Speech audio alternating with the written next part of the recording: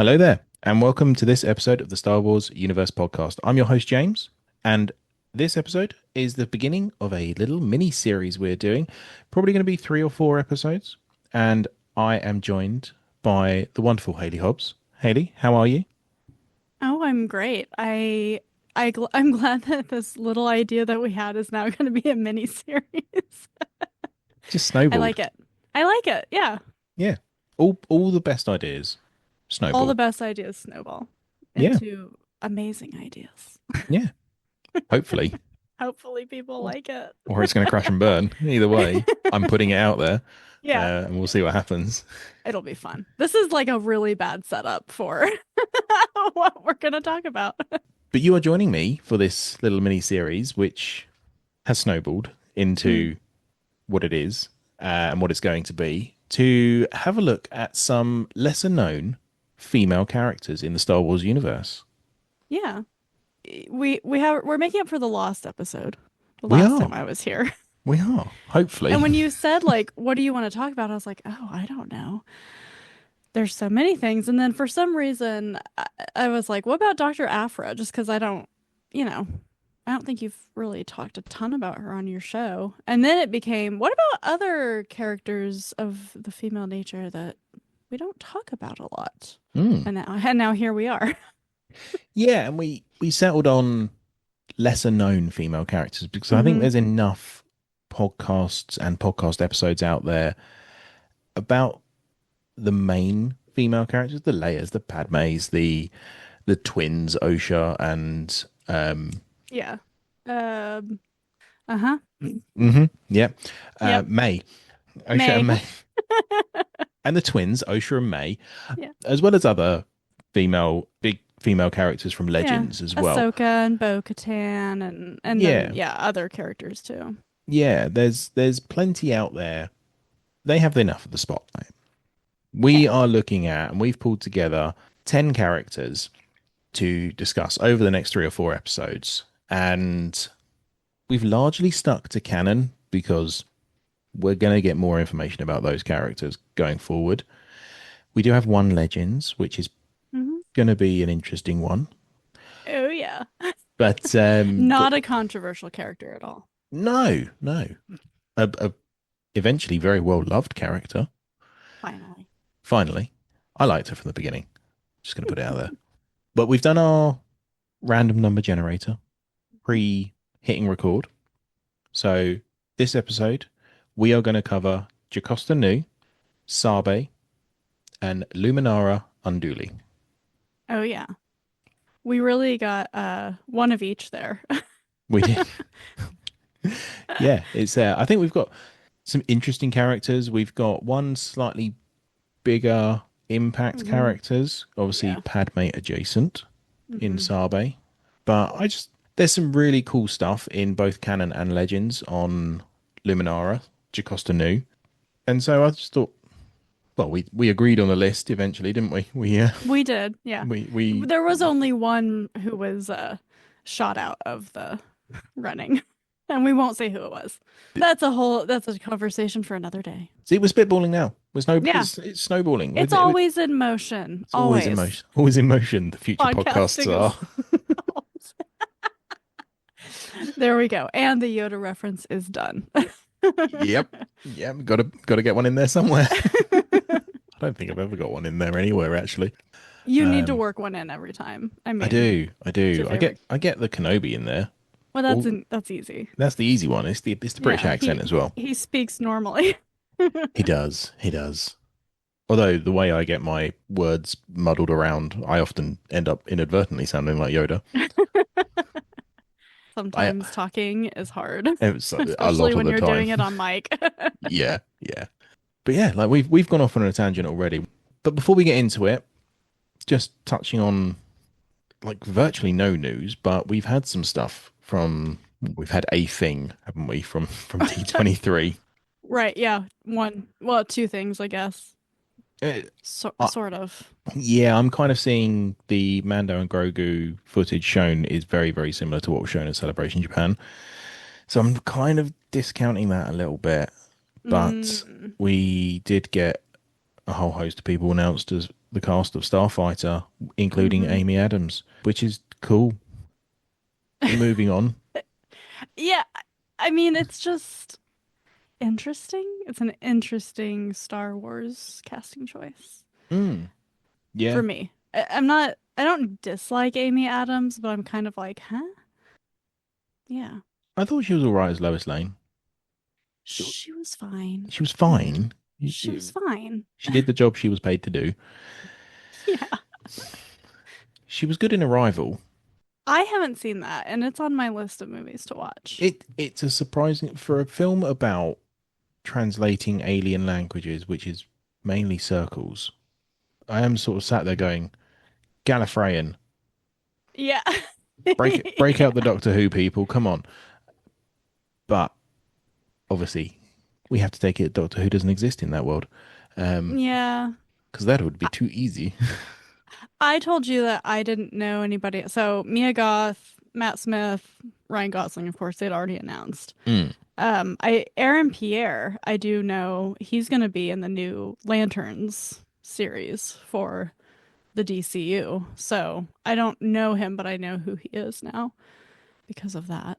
But the other people, I don't think I'm familiar with. So No, and I must admit, I'd kind of forgotten that Matt Smith had been announced as part of that project, I and sort of slid that one in. mm, that's made me a little bit more excited for it. I do Yeah. enjoy me some Matt Smith.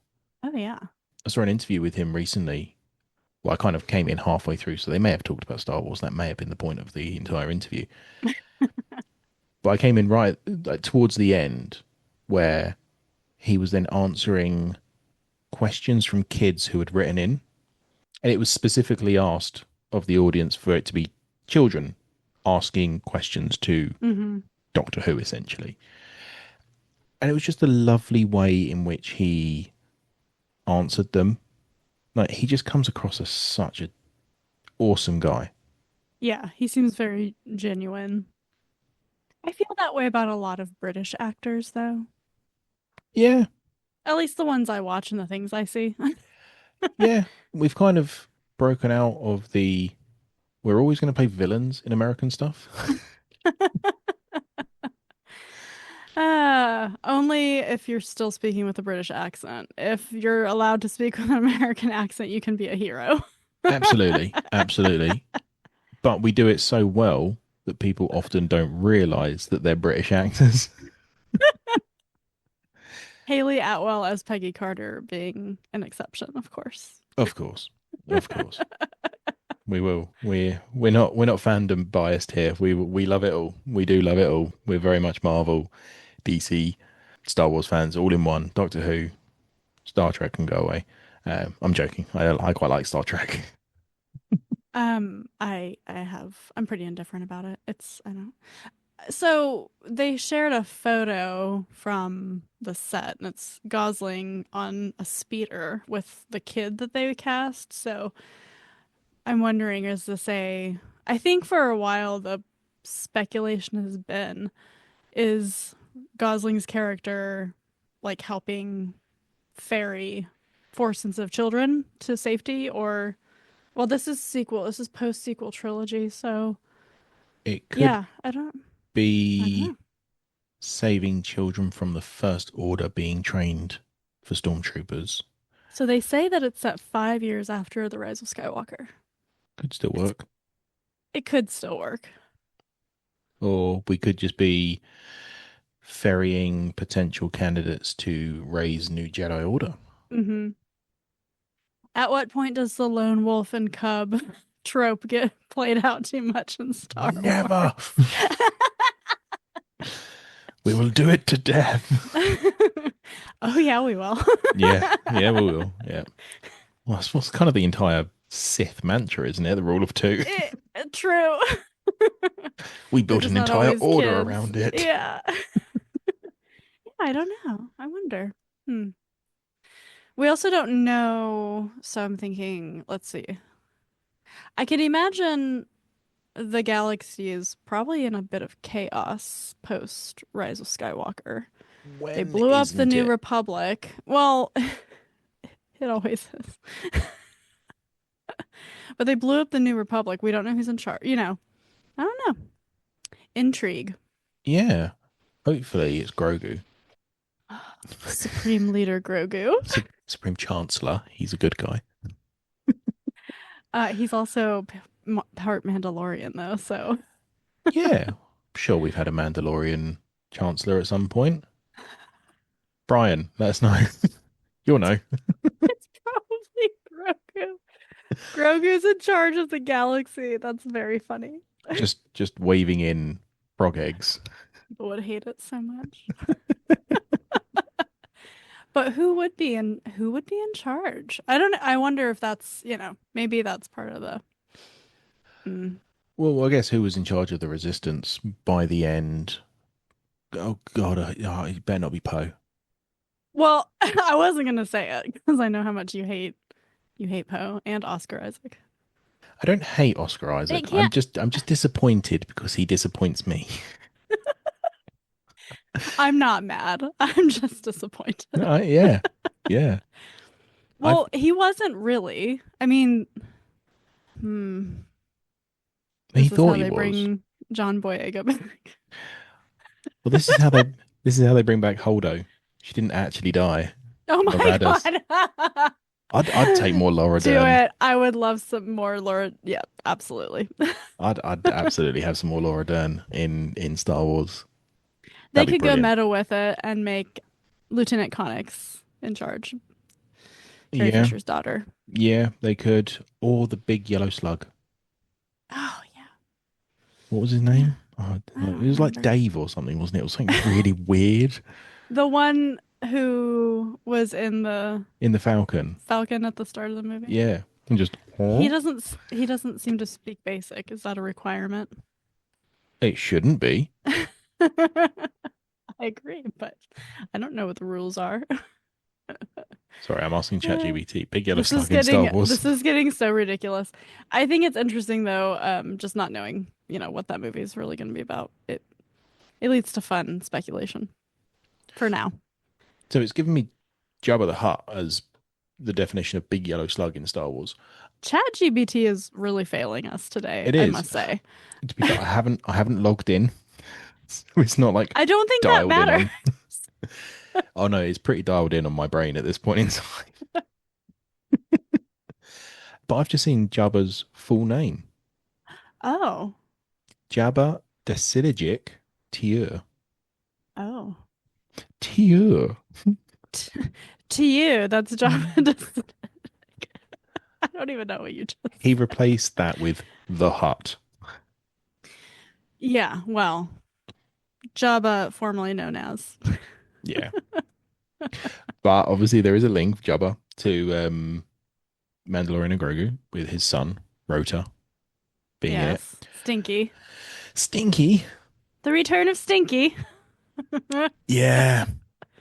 I'm not Yeah. gonna lie, sometimes I put the Clone Wars movie on just for the giggles, because I tried to watch it as my kids' entry point to Star Wars, and I think I've put them off it for life. I was like, you like this type of animation, you like a movie. I want you to meet Ahsoka because I thought my daughter would love her. And yeah, like within 20 minutes, they were like, can you please turn this off? well, it opens up hard on the Battle of Christophsis. It's Hmm, like, whoa, this is intense. it's so funny. That's enough of that. Yeah, right. Let's talk about who we're actually here to talk about. It's so stinky. Oh my gosh. What a hoot. So, starting our list with Jacosta Nu, we're going to start each person we're speaking about with little bit of a tale of the tape. Her affiliation is the Jedi Order, where she holds the rank of Jedi Master. Her role in the Jedi Order is Chief Librarian of the Jedi Archives. She is a human female. Her first appearance is in Star Wars Episode 2 Attack of the Clones in a pivotal scene Mm. with Obi-Wan Kenobi. Hmm. She is part of canon because she appeared in a movie.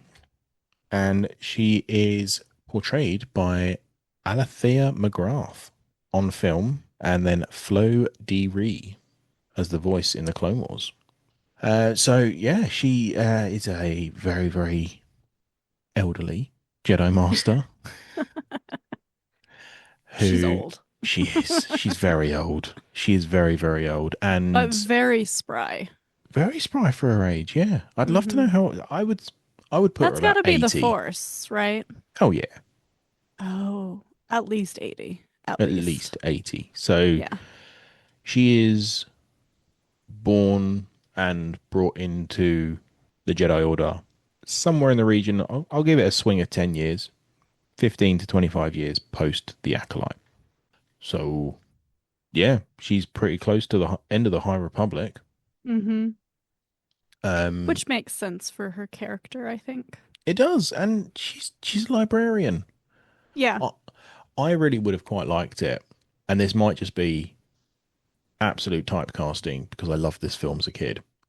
If we were to get like a prequel on-screen version of Jacosta Nu, Hmm. I would want her played by Rachel Weisz because she played a librarian in The Oh, Mummy. yes. And she would do a good job. She would do an absolutely fantastic job. She absolutely nailed the role of librarian in The Mummy. Librarian. Hot librarian. Oh yeah, that that movie had an impact on me. If you're a millennial and it didn't have an impact on you, I am sorry.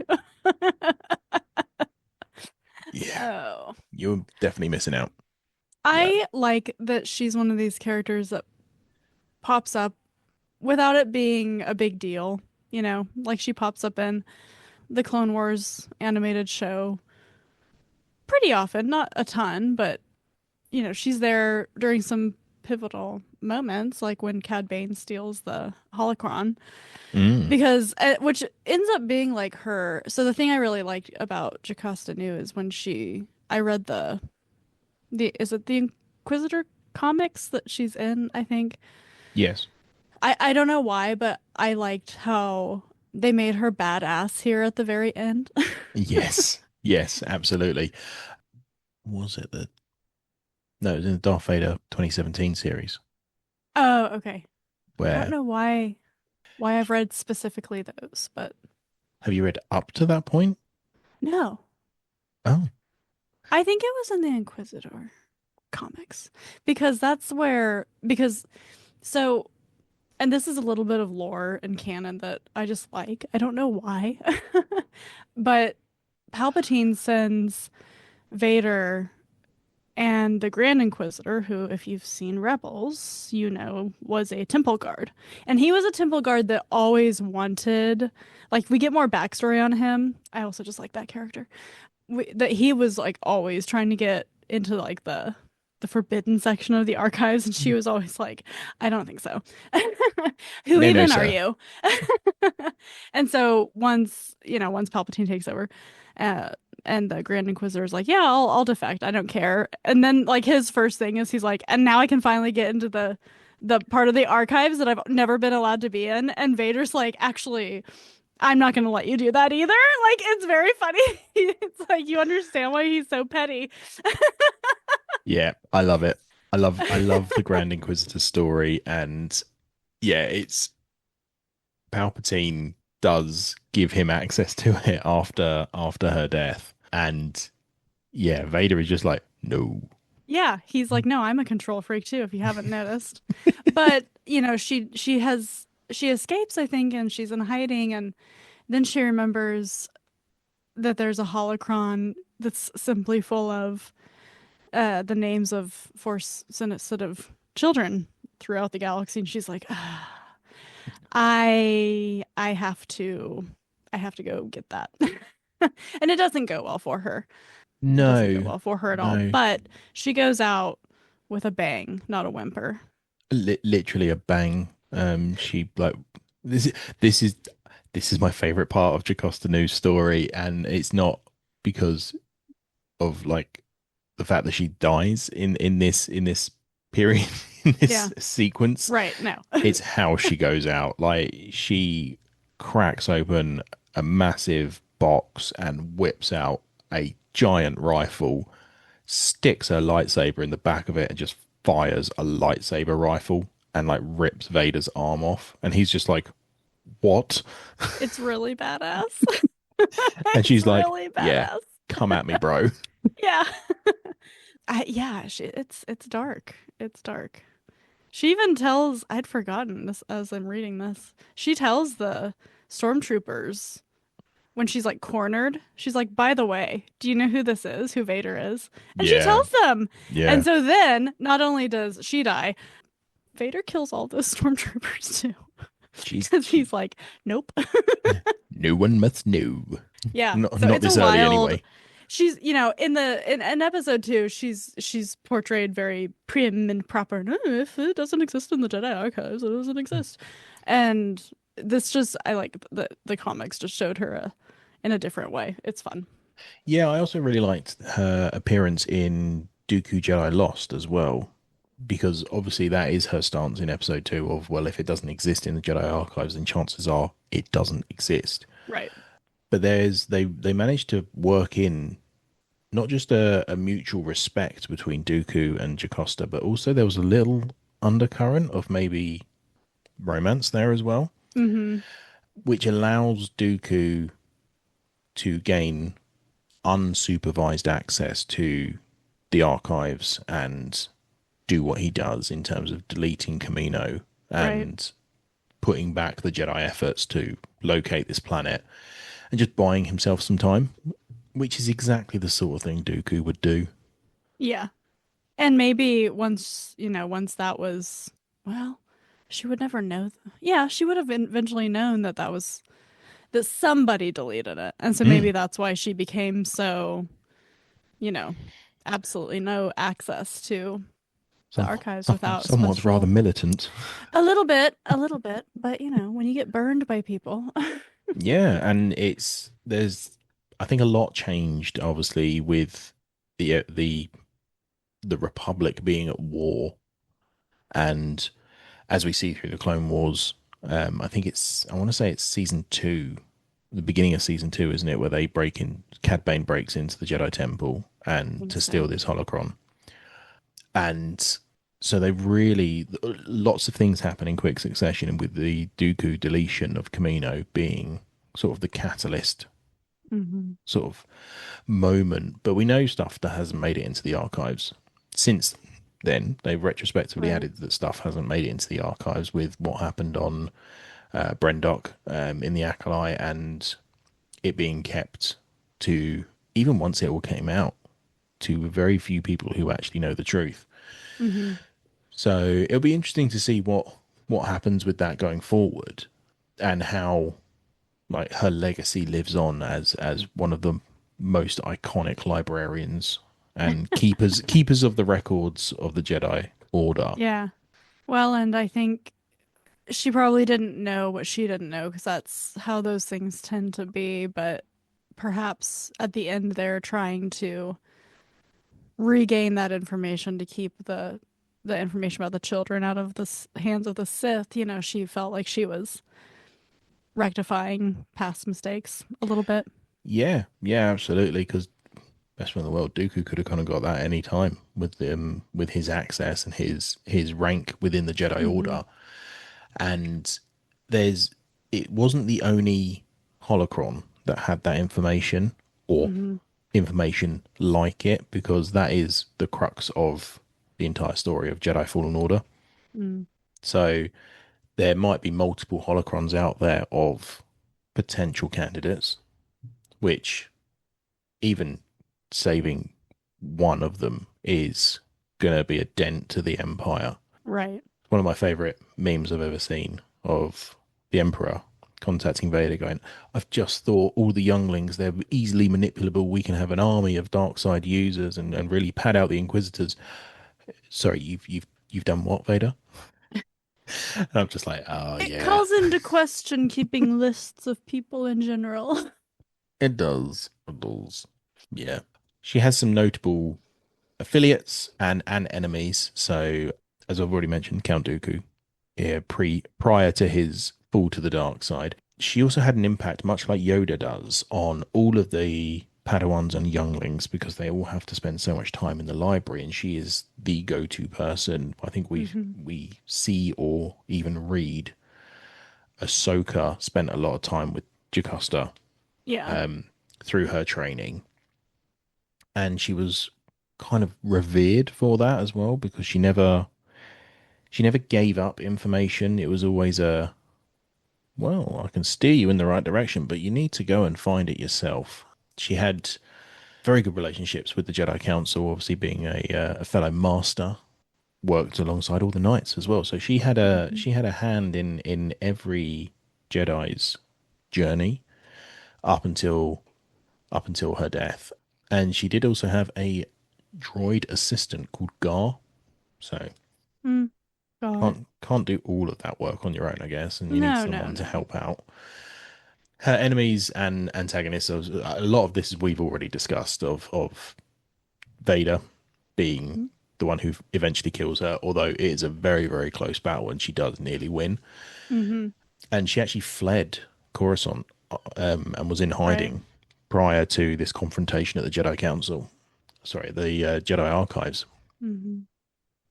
And if anyone does want to go and read her demise, it's a fantastic Yeah. It's section really of the good. Darth Vader books. It's Darth Vader 2017, issue number 10. As you've already mentioned, the Grand Inquisitor, he did not like her, because he kept being told no, Yeah. um, because who are you? You're just a temple guard Mm-hmm. for that period of time. Too hungry. Too hungry. Yes, and very easily manipulated, as it turns out. Mm-hmm. The Emperor hated her because she stole all this information from what he saw as rightfully his by that point in time.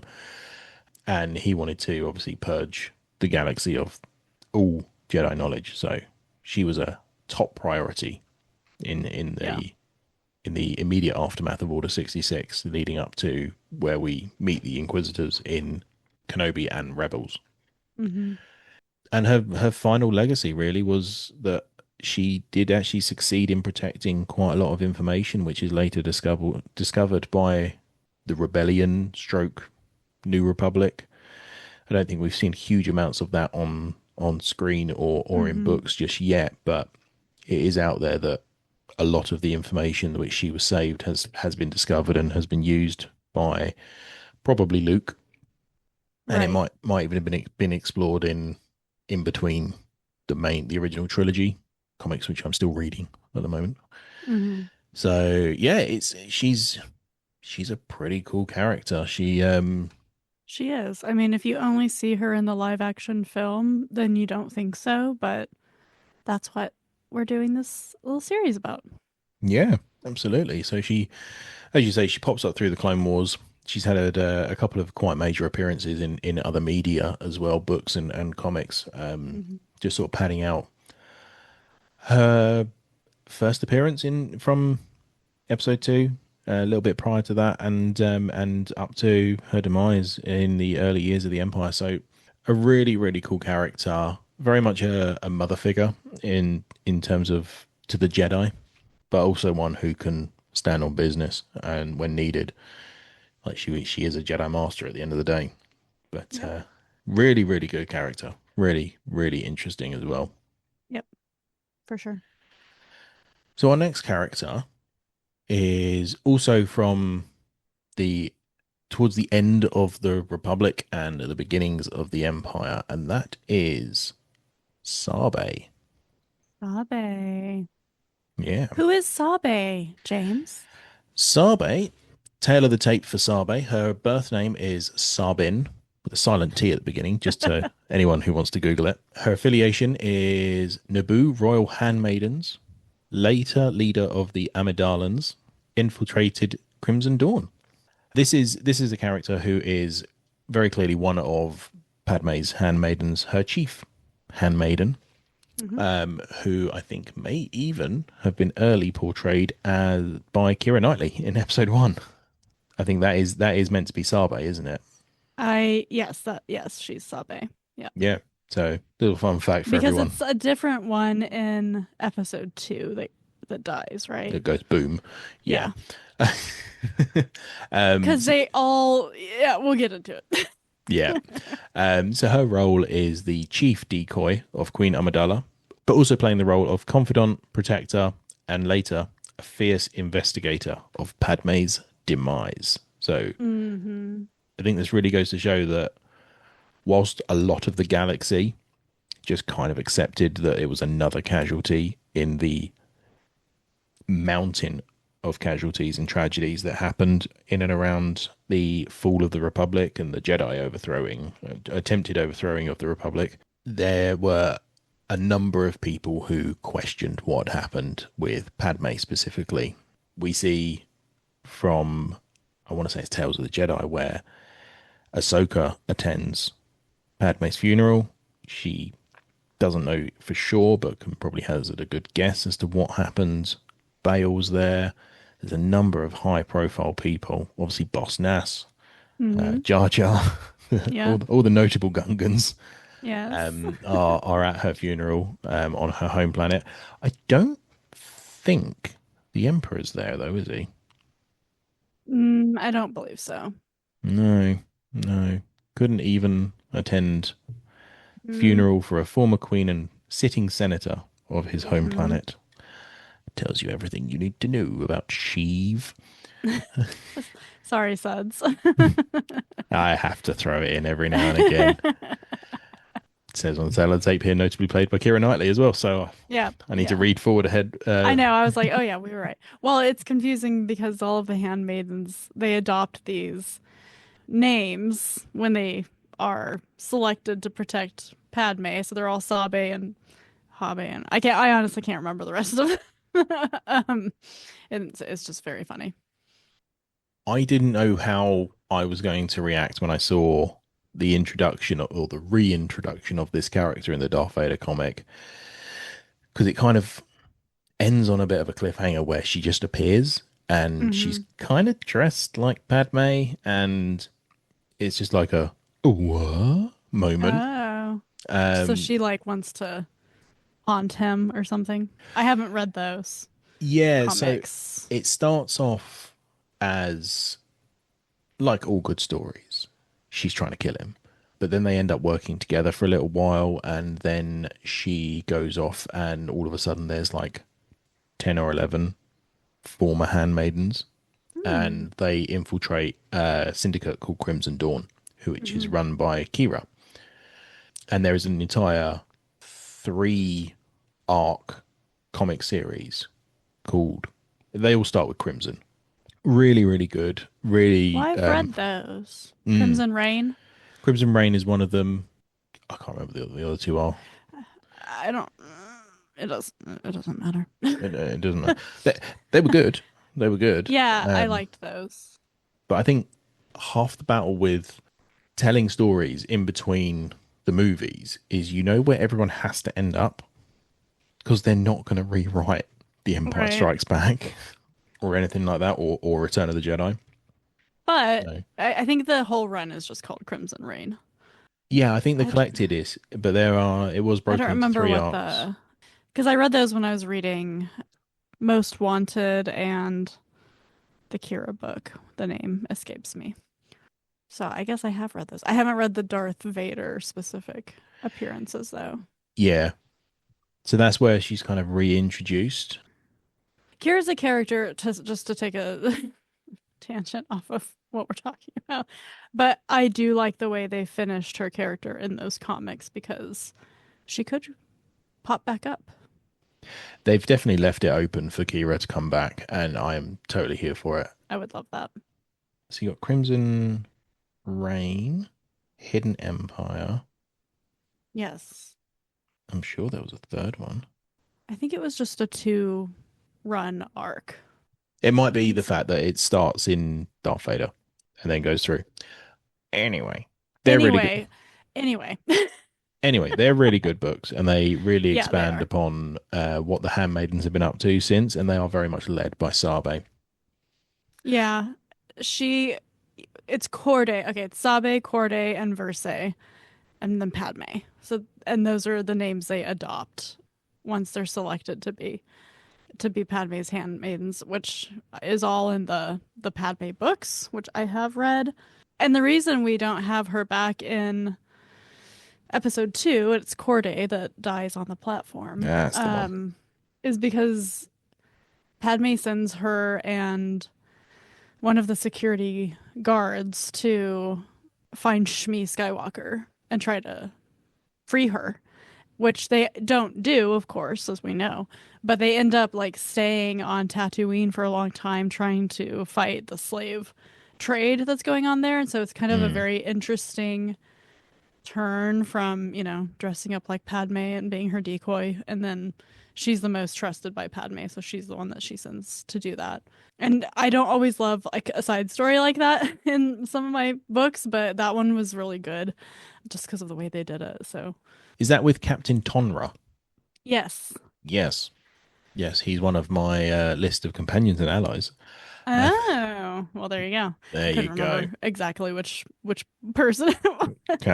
Which captain it was? It wasn't Uh-huh. Panaka. He ends up in the Empire, which really disappointed me. Oh, I know. I know. I was just like, come on, What a dude. bummer. So, but The yes, power of Sheev. I know. There must be some mind controlled by Sheev. Uh, Todd, just like skip like 10 minutes. We'll probably be done We're with it by sorry. then. We love you. We do, we do.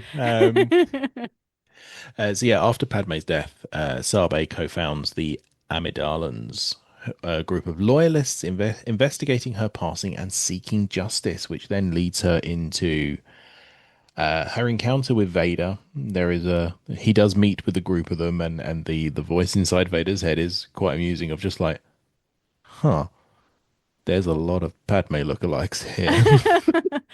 I love that they did that to him. Yeah, yeah, and Screw you.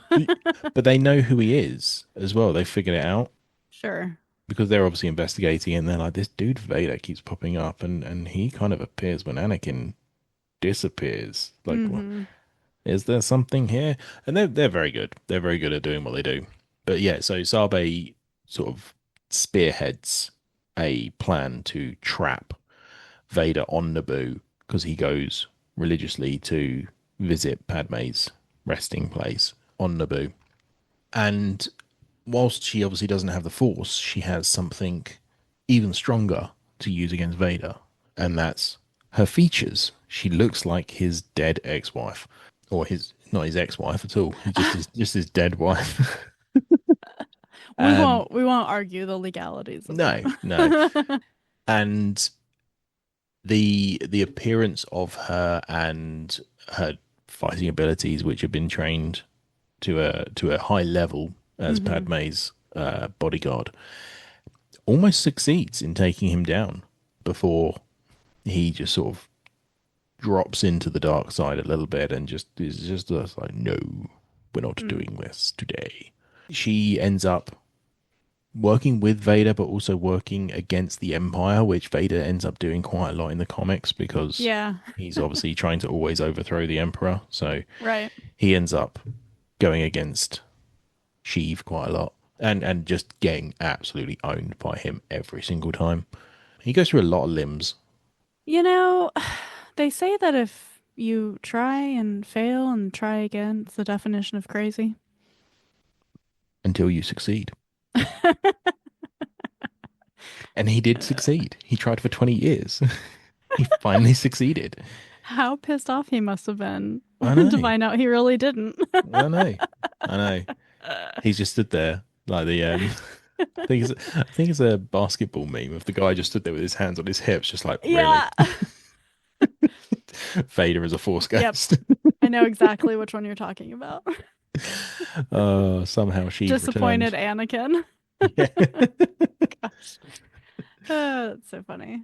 So Well, yeah. and he likes to find these allies who, similar to the reason we started talking about these characters, Dr. Afra, who it's like, I can use you. It's always about using people till they're not useful anymore with Yeah. Vader. Yeah. And it's always to further his own goals of overthrowing the Emperor or finding a particular person that he happens to be looking for at that moment in time. Hmm. It was a good comic series. I haven't actually read the Padme books yet. I annoyingly two of them are on Audible, but the third one isn't. Oh, And of course. Audible, please sort out your licensing issues. I want to listen to Padawan, and there's a couple of High Republic books I want to listen to. Oh, Midnight Horizon. I have not listened to Yeah. Midnight Oh, Horizon, and there's apparently an amazing Yoda scene in it, and I'm just sat here over here stewing. Like, I'd be God, lying if I said dang I it. remembered anything about that book, but I need to go back through the High Republic. That's a big order. Yes, Yeah, the well, Padme books are, I like them overall. EK Johnston I wrote was about to them. say they're EK Johnston books, aren't they? Yeah, and her writing is, you know, for me, it's hit or miss.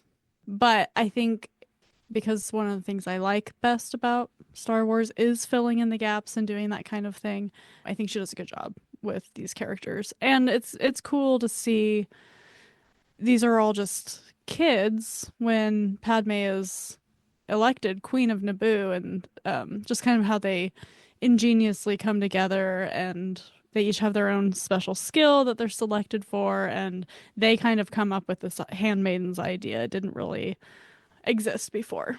So that part's neat. Girl power. Yeah, it's one of the reasons why I said one. It kind of snowballed into a Yeah. 10 character miniseries. Is we there's a lot of negativity out in Star Wars around casting choices and character arcs and Mary Sueisms and all the rest of it. And we're not going to go into that in particular detail. It's just it deserves highlighting background strong characters, and we've chosen to do female in this particular mini series. I may choose to do background characters that are male or Droid. You could do droids. droids. I Yeah. keep saying on all of my recent episodes, I've turned into a bit of a droid fan, which I never thought I would I be. know. And it's It's all because of the murder droids, isn't it? it's all because of the murder droids. We'll talk about them when we talk about Dr. Afra. We absolutely will. That's I'm looking forward to that one. I've been Yeah. looking forward to this. But yeah, she Sabe is a very, very complex character because obviously she knows who Vader is. She is trying to deal with all of her own emotions while still seeking justice for Padme's demise, and there is a lot of inner conflict, and she's constantly trying to stab Vader in the back. But also it's Anakin, who she knew really, really well, and Right. it was almost like her own husband because there were times where she had to play that role as Padme's decoys and stuff like that. So it's a really, really interesting way of taking this very, very, very small thing in Yeah. the Phantom Menace and just extrapolating it out into where we end up. Yeah. And I'm trying to think, if does she survive? Is she still Well, alive? I'm trying to scroll through and find out. I can't tell. I think it's interesting as we try to find that information. God, there is a lot on her. Mm. Homeworld born. It doesn't say she's dead, so I think it's one of those like, open to interpretation. yeah. She could be dead if they want her to be. They could bring her back if they need her to come back. But she in the books, she and Padme have some kind of falling out, and I think it has to do with her, if I'm remembering correctly, her kind of deviating from the task Padme Mm. sent her to do on Tatooine. She's like, yeah, but I found something, no offense, more important. Like I can't save Shmi, I can't find her, and so in the same way, she kind of does that. Like, oh, I'm trying to do this thing to avenge her, and then I end up having this other loyalty than to Vader or Anakin just because of her history. Yeah, it's very, very interesting. It would be cool to see a grown version of her. And I mean, played by Kira, even Mm. doing any of this stuff. And I've just seen a comic still panel image of Sabe in a force vision that Vader actually shares with her. And it's the Captain Enoch style mask Oh, where she is like an open face, but it's like the stormtrooper surround where Enoch has obviously has the gold overlay. But it looks like this is in the instance where Sabe fully devotes herself to the Empire and goes all in, basically with Vader. Mm. But I think scanning through this, she is the reason the other handmaidens are no longer with us. But her Oh. Ugh. fate, she leaves them to Vader to gain his Oh. trust. So see, she like almost took on Padme's blind faith in Anakin, right? But it's at this point, which is kind of very tragic, very Shakespearean, Mm, uh, absolutely. of them to do something like that. She'll turn her back on everybody else just to see him turn to the side of light again. That's very interesting. I'll have to really get into those comics. I want to. It's just that there are so many comics to get through. There really are. There really are. But I will keep banging this drum. Darth Vader is a brilliant place to start because it Yeah. then branches off into so many other like mini arcs within the main series. Mhm. So Vader is obviously an integral part of the entire saga. You get obviously the introduction of Afra, the reintroduction of Sabe. You get all of the stuff with the Emperor alongside it, Jacosta Nu. Like he is across all of these stories, and then like the Hidden Empire and the Crimson Reign and things like that. You get the there was a droid that basically took over every other droid in the galaxy. Uh-huh. I can't remember the name of the arc, but that he took over Vader, like his cybernetic parts. And so it then became an internal battle with Vader against this droid. And obviously it's set between episode 5 and 6, so we know what's going to happen, but it's how we get there. It's the journey that Yeah. we go on, isn't it? Yeah. But yeah, Vader Interesting. as a comic starting point is fantastic. Yeah. It's what I plan to do. If I ever get through the canon books, which 2 years ago I thought I was going to do by then. Yeah, and well, as I'm getting so close. yeah, yeah, you can't have that many more to go. I don't. I really don't. And they just keep releasing new ones. They do, they do. But yeah, Sabe really comes into it in the 2020 Darth Vader run. And yeah, her other appearances, as we've already said, sort of Phantom Menace, Queen's Trilogy. Yeah. She's in Brotherhood as well, mentioned in Brotherhood, Oh, which okay. is pretty cool. I don't remember that mention, but I here don't we are. either. I But believe you. she is in like most of that 2020 run, Good. so that's really cool. She's apparently on the variant cover of Legacy of Vader. So she's an absolutely fantastic character again, and this is very much why we wanted to do these characters. They're really interesting. They're really morally complex and just really interesting. Hmm. So our third. Oh, actually, let's go back through. Make sure we've covered everything for Sabe. So Oh, there's under a lot. there is a lot. I I was think going through and like, oh, I don't remember that she was actually in love with Padme.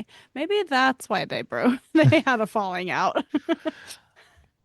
well that's awkward. Um, Yeah. I do think it was a little bit of both, if I'm remembering correctly. yeah, yeah. So under her companions and allies, we have obviously the main one being Padme, which we've covered. The Royal Handmaidens and Naboo loyalists, the Amidalans, which is what she sets up after, as we've already discussed, after Padme's demise. Captain Tomra, which you've mentioned already in the trip to Tatooine. And then we go into the enemies and adversaries. Darth Vader, frenemy, very much frenemy. And just the Galactic Empire and Sith regime of the Galactic Empire specifically.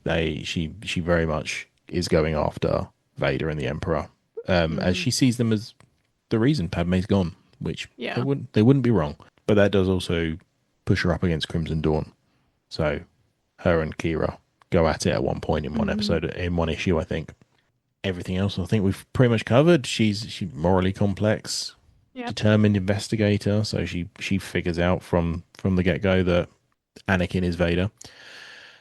She's obviously trained has a lot of bravery there in terms of conflict and crises and things like that with all of the Hmm. training she went through, and she was actually in combat in the Battle of Naboo, as we saw in the climax of episode 1. I was awake during that part of the movie on my rewatch. She's also, yeah, she's a warrior and a spy, without a Yeah, doubt. which is just cool. Yeah, it is cool. It is cool. And as I said earlier, they've taken this really small, insignificant part, overall insignificant part of episode 1, and Hmm. just extrapolated it both ways and just created these timelines of major important characters in the Star Wars universe, and it's absolutely fantastic. I know the fans did that with Boba Fett back in the day. Right, It's the right. OG. Aura It's just Singh. part of the thread of Star Wars fabric in Yeah, general. we look at a background character, Quinlan Voss, background character from Yep, episode 1, ends up as his own character and steeped in lore and all the yeah, rest of it. yep. But we are going to move on to our final character discussion for this episode, and that is Luminara Unduli. Mm. So her tale of the tape is she is a Miri Allen. She is affiliated with the Jedi Order and the Galactic Republic. She holds the rank of Jedi Master, and she is a general in the Clone Wars. Her first appearance is in Attack of the Clones in the Geonosian arena with her Padawan, which will be probably more well known at this point in time, Barriss Yeah. Offee. And notable appearances are just throughout the Clone Wars, Rebels, as well as Attack of the Clones. I think we do see her in episode 3 as well. She is actually one of Yeah. the Jedi Masters on Kashyyyk. Hmm. You see her just standing on a plinth, Yeah. um, not doing a lot, but I think she Right. is. Just getting ready to be gunned down. Yeah, yeah, just Actually, chilling. they don't gun her down though. They don't. She does escape Kashyyyk, which is Mm. pretty impressive. But I think her one of her skills was battle meditation. So that's Oh, why that's cool. so that's why she's sort of shown as just sort of standing there. She is Ah, increasing the morale and the togetherness of all of the clone troopers and other Jedi that are there as well. Master Yeah, Luminara Unduli. she has a green She lightsaber. makes me think. She is to Barriss a little bit, in my opinion, what Obi-Wan is to Anakin. Because she's a very similar Jedi to Obi-Wan in that she's detached and she's, very mindful of the Force and all of the things that make Obi-Wan kind of the perfect Jedi in that time of the Order. She's very similar, I feel like, because there's a whole arc in the Clone Wars where, I mean, she's very they send Barriss and Ahsoka into this mountain with bombs. And it's like, oh my God. And she and Obi-Wan are like, you guys will be fine. Yeah, yeah. It's like this is part of your training. Go and do it. Yep, you'll There's be fine. And if you're not, I guess you're not. Like that's kind of how she is. And and it's that's the will of the Force. she's very cool in that way. Cold. But she's not. She is a kind person, Mm, a kind master. She's just very, to me, extols those same virtues as Obi-Wan at that time. quite stoic. Very stoic. Yeah. Yes, yes. And as we mentioned, Barriss Offee is her apprentice, and Barriss is also a Mary Allen. And as Haley reminded me before we started recording, the other key Mary Allen that we've also met in recent times is Vanessa Rose. So it does look like there's a little bit of force sensitivity in that species, which it is Hmm. known that it can congregate in a particular species more so than others. But yeah, one of my first introductions outside of the Geonosian arena to Luminara was actually in a now Legends book called The Approaching Storm, which is a direct lead in to Attack of the Clones. So you have Anakin and Obi-Wan as they appear on screen. They are sent on a diplomatic mission to a planet. I can't remember which one. Not really relevant. But part of it is they travel out into the desert to meet the rebels on this planet, the people who are fighting, freedom fighters who want change. And they meet them and they have to prove themselves. And they all have to do something that shows this group who they are. It's a really sort of almost haunting moment where they, like, Barriss Offee gets her lightsaber out and does this routine where it's almost like a dance Hmm. with which is incredible. Obi-Wan tells a story and it just which is really emotional. Anakin sings a song that he learned on Tatooine, and Luminara just stands there silently, and then until people start noticing trails of sand rising up around her, and then she like moves herself through this Mm. funnel of sand. And it's all using the force, and it just displays this complete mastery of that element of the force, and now she can do whatever she wants with it. Hmm. And reading that, and she was very stoic as a master there as well, so they really translated that into Mm. what became the Clone Wars later on. Hmm. um but yeah, it was just reading that, I was just like, this is a fascinating character, and it's that scene in that book has always stuck with me, just for each of the four of them. The things they did were so personal and so exposing of themselves. It was just incredible writing. I can't actually remember who wrote That's the cool. approaching storm, but I would say if anyone is interested in getting into Legends books, picking up the ones that directly lead into the prequels are phenomenal. So you have Cloak of Deception, which leads into the Phantom Menace. That's got a great moment in it where Yaddle rides on Ki-Adi-Mundi's head as they swim across the lake. Uh, Um, um, Amazing. yeah, yeah, absolutely amazing. It's very much a, I think the Living Force drew on that Cloak of Deception, as for what it did with the council and everything else, because that was very much the council go and have to sort out a problem. I think the Living Force is probably a better book. Cloak of Deception is very, very trade route oriented. It What? You don't, that's not popular storytelling in Star is with Wars? me. Like, you will have listened to my last episode by the time this comes out, and I like me some trade routes. Yeah. um, Well, but yeah, that's cool. That's very yeah. cool. So you have the approaching storm, and then you also have Labyrinth of Evil leading into Revenge of the Sith, Hmm. where they very nearly find Sidious. Hmm. Very, very cool book. I also thought Luminara was also just quite a visually striking character Yeah. with not, it's going to sound really harsh, but without doing too much. Hmm. Like, she's slightly green and she's got these weird sort of diamond tattoos on her bottom lip down to her chin. Hmm. And she's got quite a big sort of headpiece on, and is in black robes, which for a Jedi is quite rare. Yeah, she dresses almost like she's like, in a nunnery or Yeah, something. yeah. And Barriss also usually has her head covered in some way, which Vernestra does not. So I wonder, Oh, that scalp's out there um, for all to see. I wonder, I would be interested to see the ties between the three of them because we don't know when Vernestra is out of the Jedi Order if she dies, or we don't know how she exits, but Mm. if they're the only three, I think, Mary Allens that we see in the Jedi Order, so it would be very interesting to know just more about them all in general. It haunts me. It sounds so bizarre, but what they do with her in Rebels kind of haunts me when I think Oh, about it. it's horrific. It really is. You're like, this is a kid's show. Is this a kid's show? Is this a kid's show?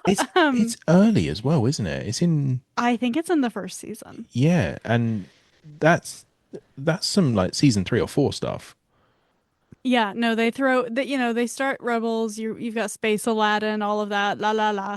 And then it goes so hard all of a sudden and takes such a left turn. where at this point, Kanan is sort of trying to work with Ezra on his force abilities, but Kanan doesn't feel he's up to the task, blah blah blah. Which, fair. I mean, he was only 10 during, so when Order 66 happens. I've always been impressed by how much Kanan can do. Mm. At a later, because he didn't continue working on his force abilities for a long time. So I think he probably that's again, practiced a little bit, but that's probably more from a survival aspect.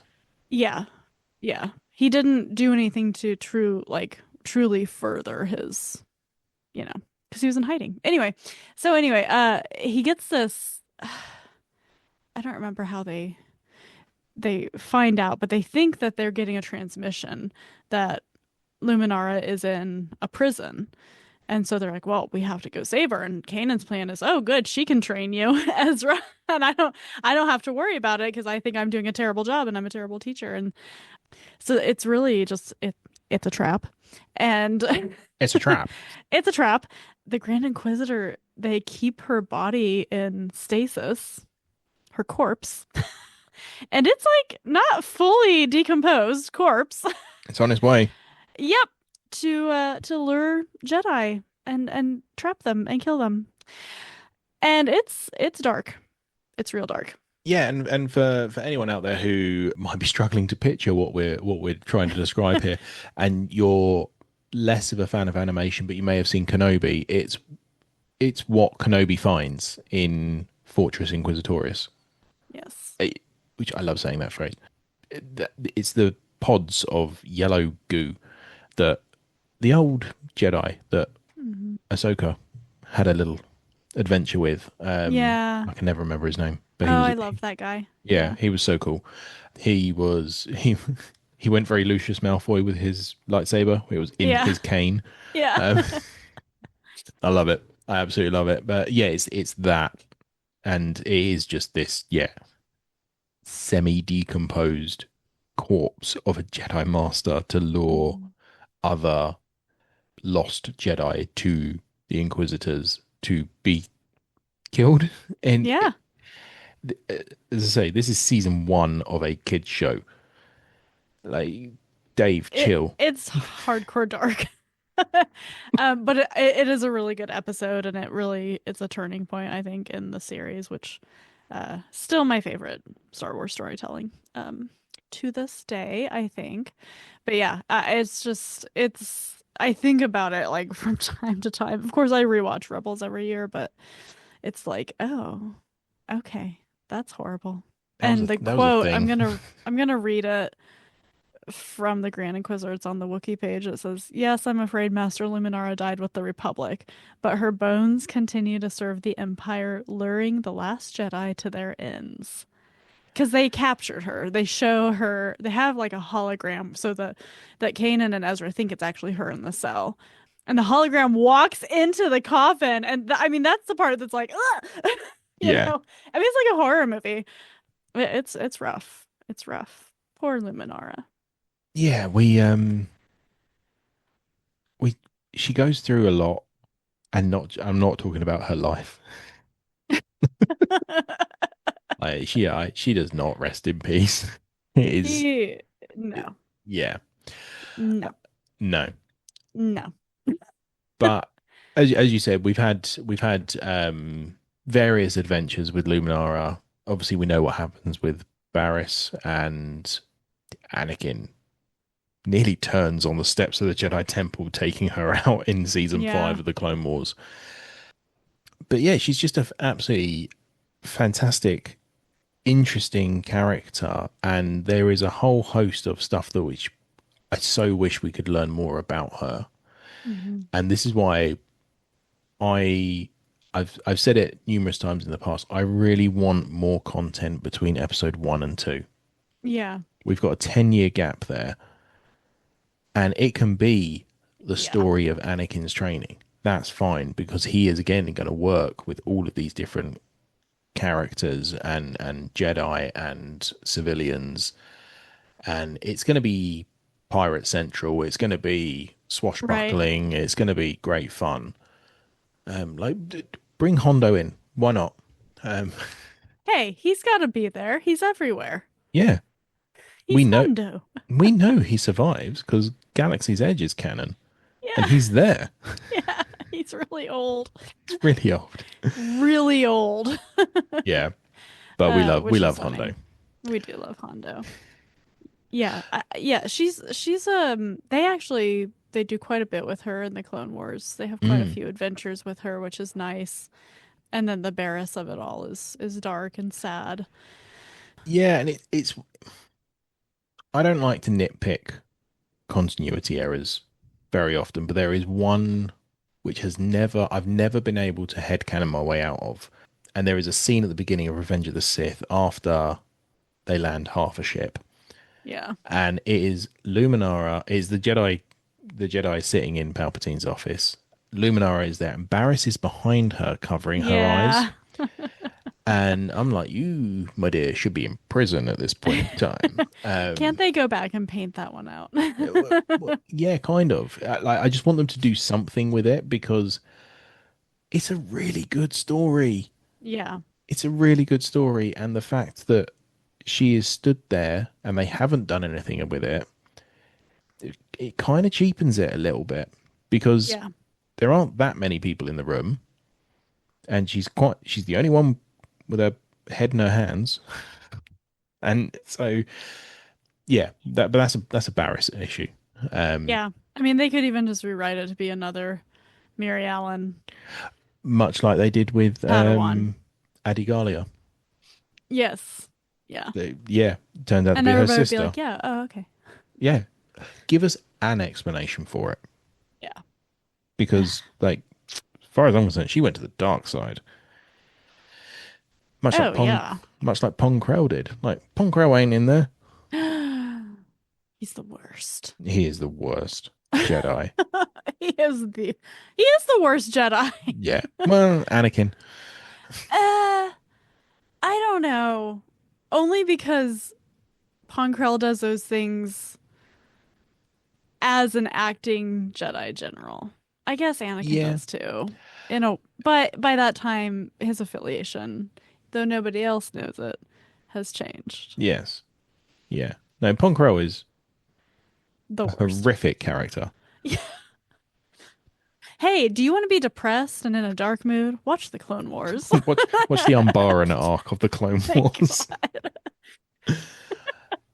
The reveal God. in that, which I don't know if I'd heard a spoiler before watching it or what, but I called it like in the first of the scenes. I was like, this is what's going to be going on, Yeah, isn't it? And then it was, and I was just like, if I hadn't known that, that would have been like a full on dun dun dun moment. for sure. For sure. But yeah, but no, she was a dedicated master, Hmm. Luminara, and everything that happened with Barris is she felt so much shame and heartbreak over because obviously Jedi Masters they feel like they failed their Padawans if something happens to them, whether they fall or in battle or in the Force. Yeah, it's she was a very proud Jedi and stoic, as we've already said. Yeah.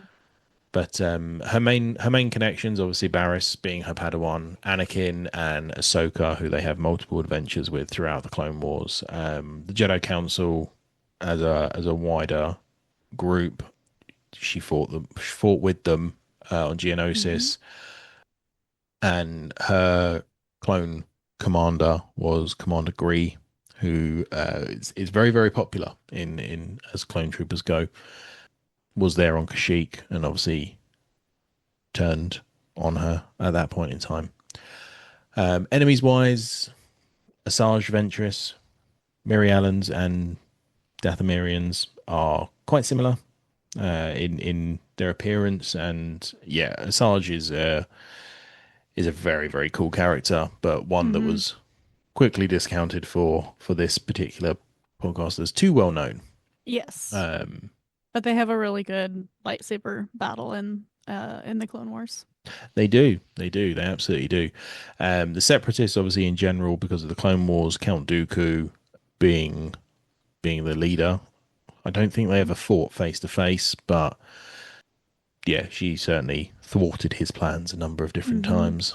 And we've got down here the Grand Inquisitor and Galactic Empire for the reasons we've already discussed. Well, I think Um, they had the last laugh on that one. yeah, absolutely. And yeah, that's it's rough. It's just very, yeah, it's just very dark, and sad that that's her end. Yeah. So it says here that she was actually executed by the Empire, so she wasn't even killed. She was captured. Yeah. So yeah, it's What a just note to end on. I know. I feel quite sad. So We should we should have done these in reverse order. we absolutely should have. Oh, Yeah, all complicated and interesting characters absolutely. with lots of additional material to look into if you are so desirous and so interested to do so. Yeah, absolutely. And I will put in the show notes as well where you can find each character sort of key moments that we've spoken about. So yeah, the Jacosta Nu rifle fight with Vader The being coolest. the coolest, the coolest use of a lightsaber I think I've ever seen. Sabe and Vader gallivanting around the the galaxy, and Luminara I will put down with a cautionary warning on against it for that few episodes of Rebels, and Yeah. yeah, be warned before you watch it. It's harsh. Um, I remember seeing it the first time and being like, "Oh, yeah, oh, yeah. This is no scary." this went sideways. But yeah, that's going to do it for our first Yeah. episode of That this was little fun. miniseries. It was. Thank you very much for joining me, not just on this episode, but for the future episodes. Of course. We will probably come back together in a couple of months' time. I need to focus on finishing Vortex to then record with Todd. Hmm. And yeah, I don't think I have any other mini series planned. So maybe try and alternate because I've got to read 3 books. Give me a couple of months for that. We Um, can, like with comic runs, we can come back in a few months. yeah, yeah, absolutely. And now we have our list. We might even be able to do a bit more of extra That's true. research if we fancy watching anything or Yeah, reading anything. by the seat of our pants today. But We are definitely flying by the seat of our I pants felt today. good about all of these characters, knowledge-wise. We were quite lucky that these were the first 3 that came out. I'm looking at 4, 5, and 6. It could have been different. We won't Sounds good. change anything too much on the order. The order is the order, but we might Hmm. remove one from the order and do their own episode, Right. as we said Yes. earlier. But yeah, so for this episode, that's going to do it for us. Hayley, before we go anywhere, where can we find you? Oh, please just check out source pages. James and Todd have both been over there, and we'll be in a couple of weeks talking about phase 3 of the High Republic. So we're excited to do that, wrapping up that final leg of a journey that I think everybody kind of wants to start from the beginning again now. But Brian and I are always reading comics to talk about things that are on TV and movies. So Peacemaker season 2 is something we'll be talking about shortly. Stuff like that. And you can find me on Multiverse News and the show Always Watching as well. So here, there, and everywhere. Busiest lady in podcasting. Yes, overcommitting. Yeah, it's great. We love to hear your dulcet tones at every opportunity. We really Oh, do. thank you. So, but no, I do really genuinely appreciate it. Thank you very much, Haley. And until next time, and to everyone else out there, may the force be with you always.